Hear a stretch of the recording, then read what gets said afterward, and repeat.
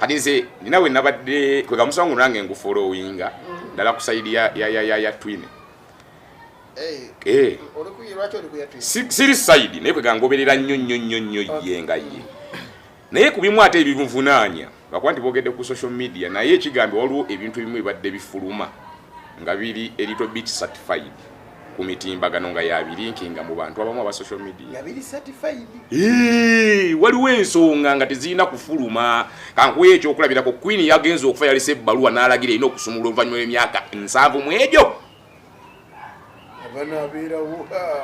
certified gwegeza ogifulumya ogikukuse kyekikudde kiddako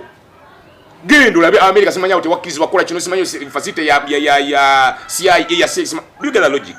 nga tujjewe ebyamala fiki ne ba government waliwo ebintu emunga munasi ali kifuna ali kimanya luvanyuma watu kwatagana so bine bide badde bilinki bimusigama nti byonna ebimu bibadde certified nga waliwo ebimu nga tebinkirizibwa kati n'obijjeyo nga gwokola kye tuyita damage policy kolesewe enkola damage nga fiki kankulwa kwekika mu ntiro kyerabira bane Katonda atuyambe tujja kijjukira singa nkwata sente z'abantu nenzikuwa tugeze pane tudde wano honorable Mabachi sponsor waffe nakwata sente agamba mbaguliddeyo kasoda abatuula ku pano nozezibika enkya n'abanga ayita inagaba ne bakaza nitumusooza ekukyabika nawe nyote tumira ku ajja nyigira gwe oba tukwatagana naye nga ani asudde oli kanso erife gwe oba tukwatagana so kati waliwo ebintu ebimu bano babadde bakola nga it's damaging the system oba tukwatagana so olwokuba bakyali mu mateeka ne investigation zikyakolebwa tusobola okikomakaawo so kati tuyoka tuleetamu Edi Mutwe sorry Nuwa Mutwe oyo simanyi naye nze ku listi yange nze nganza Nuwa Mutwe y'omu ku bantu be baŋŋamba abaatandika okukuba abantu eggulire erigamba wuuna asiba abantu wuuna ojoye twakayanako wano niga uliwo abakyali ababira ku mikutimbagano bataddeka abantu mu minimbo wuuna simanya asula gindi family ye bweti you remember incident ye soka ne tuyoka tudai omu abadde CID nga ali mu intelligence nga avayo ku mutimbagano n'alagirira omuntu wabeera gwenze mbasi sukuwagira tugeze n'enzija kati nali yeekawempe oli nankuba n'ebifaananyi oli najja nagamba rasita abeera ku pano singa akalwako nandi yakawangula in any way to come babano ababba akalulu babano abeera wano ayina mukyala bwati otegedde kyegamba nze nali mu town nzajja n'akuŋŋamba ninga njagala obuuze kanso ani Juma tubeera ne Juma wano mubuuze bwe yandawo nali nkolaki n'omukulu ne yakulaba nali nkolaki yamanyi nefere tumanyi so kati kyengezaako kugamba kirikiye nti omuntu ayinza okwekizajjaleetinga embeera n'akuleetera naye omu kubadde bakola ebintu ebyo badde Nuwa Mutwe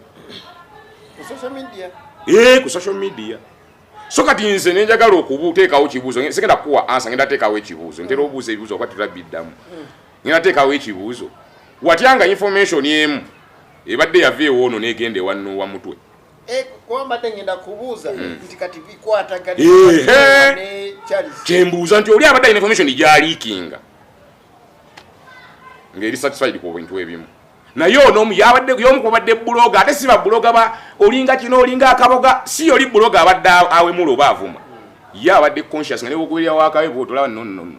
ayina omulamu ago nga osobola omugoberera certified information kyembuuza ne ŋŋamba watyanga wabaddewo eveeno n'eveeno ojukira ebyabeesige muto omusajja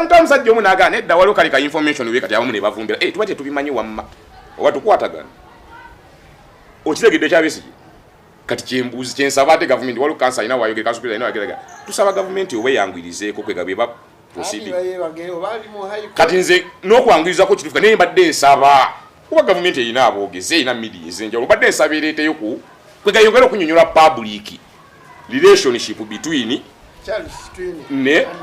Nuwa Mutwe naye otegedde kyeggambye nti ekivunaanya ono omulimu gwabadde aspecifyinzeemu sijja kijjawo nti tebalina nkolagana kuba oli abatali opening kyenso so kunnyonnyola abadde amanyi information CID watukwata abadde mu system kyegeza kuba omwogezi bayiza ebiseera ebisinga abanga yatwala n'ekintu omwogezi kati kankuwa ekyokulako omwogezi buli meeting alina okubaamu ekyobadde okimanyi ate anayogera kibi byatabaddemu omwogezi balina omumuwa daily briefing kuba ne bwaba ate amayinza nga sebadde oyogera kiku kino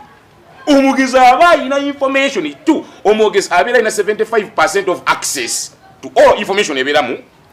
kangambe mu room oba mu body this other percentage mu 25 ebeera yabali betuga awo no mukulu at director tetamana nasalawo atukyali mu planning committee need these other information aba alina 75 access ne yanza